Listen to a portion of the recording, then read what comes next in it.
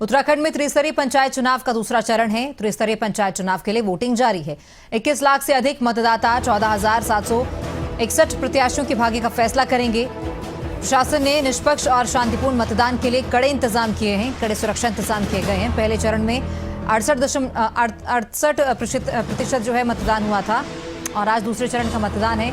तो लगातार जो वोटिंग प्रक्रिया है वो जारी है। प्रशासन ने निष्पक्ष और शांतिपूर्ण तरीके से मतदान संपन्न होने के लिए जो है कड़े इंतजाम किए हैं।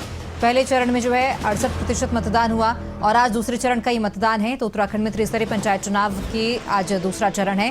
पंचायत चुनाव के लिए वोटिंग लगातार जारी है। वोटिंग प्रक्रिया सुबह से ही जारी है और इसको लेकर बीजेपी और कांग्रेस दोनों ही आमने सामने हैं, चुनावी मैदान में है। दोनों के बीच टक्कर का मुकाबला है। लोगों में भी काफी उत्साह देखने को मिल रहा है। त्रिस्तरीय पंचायत चुनाव के लिए वोटिंग लगातार जारी है। पुलिस प्रशासन भी जो है मुस्तैद है और खास सुरक्षा के प्रबंध किए गए हैं। पोलिंग स्टेशंस के बाहर खास व्यवस्था की गई है। 21 लाख से अधिक मतदाता हैं जो कि 14,000 से ज्यादा प्रत्याशियों की किस्मत का फैसला करेंगे। ज्यादा जानकारी के लिए देहरादून से हमारे सहयोगी नासिर हुसैन जुड़ चुके हैं। नासिर, क्या जानकारी है? आज दूसरे चरण का मतदान हो रहा है त्रिस्तरीय पंचायत चुनाव को लेकर। अभी तक वोटिंग परसेंटेज क्या रहा?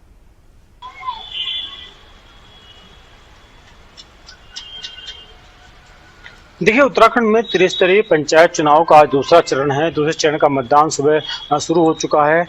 अब तक की अगर बात करें तो सुबह 10 बजे तक करीब 13% मतदान हो चुका है। 12 बजे तक कितना मतदान हुआ इसके आंकड़े जल्द ही आ जाएंगे, तब पता चल पाएगा। लगभग अंदाजा यही माना जा रहा है कि 12 बजे तक लगभग 25% मतदान हो चुका है। चूंकि देर शाम तक मतदान चलना है, लगातार जो मतदान प्रक्रिया है वो जारी है और जितने भी बूथ स्थल है वहां पर भीड़ देखने को मिल रही है। चूंकि मौसम विभाग ने पूर्वानुमान जताया था कि आने वाले 2 दिनों में लगातार बारिश हो सकती है, कई जगहों पर भारी बारिश की भी चेतावनी जताई है।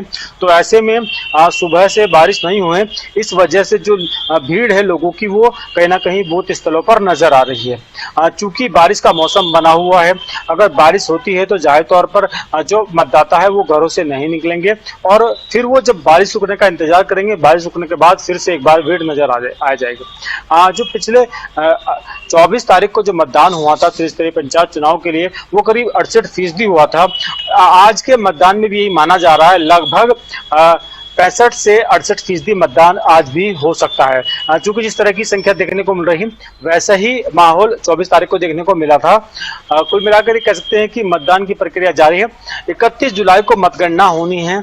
त्रिस्तरीय पंचायत चुनाव को लेकर के तमाम जो प्रशासन की तैयारियां हैं काफी मजबूत है। चूंकि मौसम खराब चल रहा है, बरसात लगातार हो रही है, ऐसे में कहीं ना कहीं प्रशासन के सामने चुनौतियां हैं, निर्वाचन आयोग के सामने चुनौतियां हैं। इस जो आखिरी चरण का मतदान है, 2 चरणों का मतदान होना था। एक पहले चरण का मतदान हो चुका है, दूसरे चरण का मतदान आज होना है। ऐसे में निर्वाचन आयोग के सामने ये बड़ी चुनौती है कि इसको शांतिपूर्ण ढंग से संपन्न करा लिया जाए। मौसम को देखते हुए सबसे बड़ी जो चुनौती है वो मौसम है, क्योंकि उत्तराखंड में जो 12 पर्वतीय जनपद हैं, एक हरिद्वार जिले को छोड़ दे तो 12 जिलों में इस वक्त चुनाव हो रहा है। इसमें जो पर्वतीय जनपद है वहां पर खासी दिक्कतों का सामना बरसात के दौरान करना पड़ सकता है। इस वजह से उसकी तैयारियां कई बूथ स्थलों पर जरूर की गई है, लेकिन चूंकि जो लाइनों में जहां पर लोगों को लगना होता है वहां पर उतनी व्यवस्था नहीं की जा सकती है बूथ स्थलों पर, इसलिए लोग बारिश को देखते हुए ही अपना मतदान करने के लिए बूथ स्थल पर पहुंचेंगे।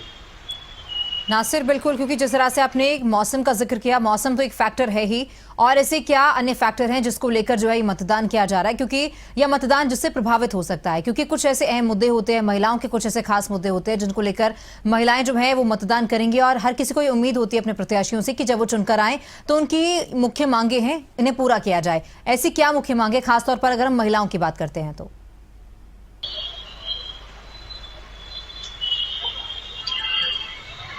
देखिए, जो पंचायत चुनाव होता है वो सबसे छोटा चुनाव है और ऐसे में पंचायत चुनाव में कोई भी दल अपने जो टिकट नहीं देता या अपने प्रत्याशी मैदान में नहीं उतारता है। लेकिन चूंकि जो जिला पंचायत सदस्य का पद होता है उसके लिए समर्थित उम्मीदवार जरूर घोषित किए जाते हैं।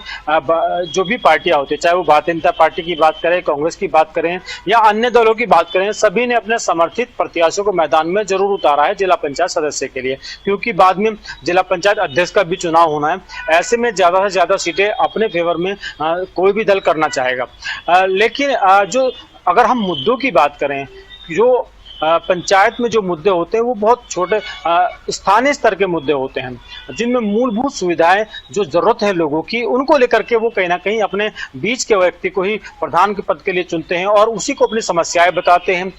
ऐसे में जो मुद्दे हैं वो बिजली है, पानी है, सड़कों की व्यवस्थाएं हैं, जो लोगों की पेंशन है उसके मामले हैं। लोग चाहते हैं कि उनके घरों के पास नल लगे, सफाई व्यवस्था दुरुस्त रहे और साथ ही साथ जो सरकार की योजनाएं हैं उनके तहत उनको घर मिल सके, और इसके अलावा जो उनके राशन कार्ड हैं वो अच्छे रहें, राशन कार्ड पर उनको राशन की व्यवस्था दुरुस्त हो सके। तो ये एक ऐसे छोटे मुद्दे हैं जिनको लेकर के जो अपने स्थानीय स्तर पर जो लोग हैं वो अपने बीच के व्यक्ति को खड़ा करते हैं और चाहते हैं कि उनके बीच का जो व्यक्ति जीत करके उनके बीच में आए, वो उनकी समस्याओं को दूर कर सके। तो इस चुनाव को स्थानीय स्तर पर देखा जाता है, इसमें कोई जो बड़े मुद्दे, राजनीतिक मुद्दे वो हावी नहीं होते हैं और ना ही उन पर ये चुनाव होता है। तो ऐसे में जो स्थानीय मुद्दे हैं उसको लेकर के चुनाव लड़ा जा रहा है। अब देखना ये होगा कि किस तरह की स्थिति होती है, क्योंकि इसमें जो समर्थित उम्मीदवार है जिला पंचायत सदस्य के लिए, उनमें पार्टियों ने अपने मैदान में उनको उतारा है। तो ऐसे में वो कितने सदस्य किस पार्टी के जीत कर आते हैं ये देखने वाली बात होगी। और उसके बाद जो जिला पंचायत अध्यक्ष हैं वो 12 जिलों में किस पार्टी के जिला पंचायत अध्यक्ष सबसे ज्यादा बनते हैं, ये देखने वाली बात होगी। ठीक है नासिर, आखिरी सवाल, किस तरह की व्यवस्थाएं हैं, प्रशासन ने क्या इंतजाम किए हैं?